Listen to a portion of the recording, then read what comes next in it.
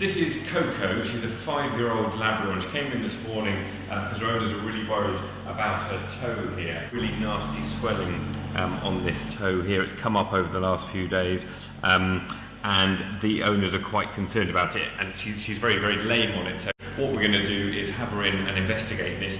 So fingers crossed it's going to be something simple, and we can get her back on all 4 paws very quickly. So the first part of the investigation for Coco's foot is going to be taking an X-ray, and this is really just to rule out there being any obvious sign of a tumour there, any injuries there, or any foreign bodies that might show up on an X-ray, such as bits of metal. So we're going to do this. Hopefully, if she gets it all clear, then we're going to actually have a surgical look at what's in there, and hopefully get whatever's causing the swelling, the inflammation out. We've just taken a couple of pictures of Coco's foot with X-ray machine. That's just going to go into the processor now. We'll get the images up on the screen in a minute and see what we can see. So we've got the X-ray here of Coco's toe, and this is the affected toe here. And the good news is that the bone looks absolutely fine. There's no evidence of any tumours in there. That all looks the same as the other toes. It's just very swollen. We can see this area of swelling around here, but there's no sign of anything particularly worrying. So we've done the X-rays, nothing abnormal seen on the X-rays, which is a relief because that rules out some of the nastier things. It could have been like a bone tumour or some other aggressive cancers that would have shown up there.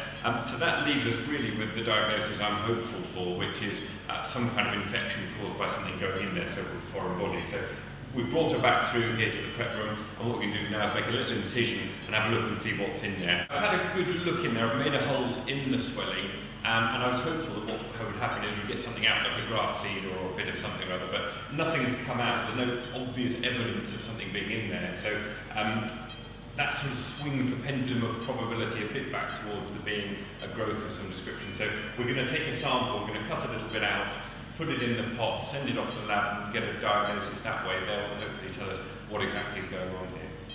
I'll just put a bandage over that just to keep her away from licking at it because it's really quite sore. So we're going to leave her like that, send the sample off to the lab, and then hopefully in a couple of days we're going to get the results of that sample. I'm still hopeful that what it's going to come back at is just an infection, and meanwhile we'll get her on some new antibiotics.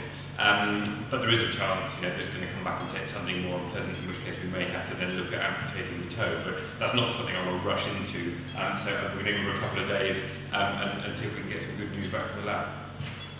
Well, the good news is that when we got Coco's results back from the lab, they were exactly as we'd hoped they'd be, and it turned out that there was no sign of cancer and that it was just infection and inflammation in the toe. And I'm delighted to say we've got a fully recovered Coco here on the sofa with us today, and Coco's owner, Emma Housden. She's looking great, isn't she? She certainly is. I'm so pleased. It's fantastic news.